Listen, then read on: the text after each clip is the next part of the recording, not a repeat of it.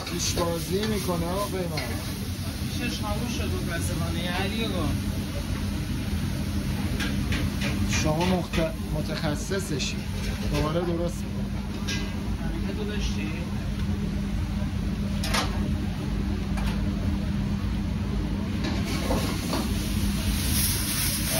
بابا چه لیزی میکنه.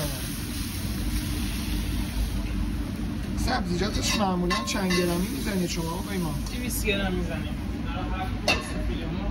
فیله مرغاتون 4 تیکه است درسته؟ 4 تیکه است 480 تقریبا 8 هر کدومش 80 گرمه. البته تا 50 گرم هم هستیم از 50 تا 80 تقریبا 300 گرم میانگین فیله مرغاتون میشه درسته؟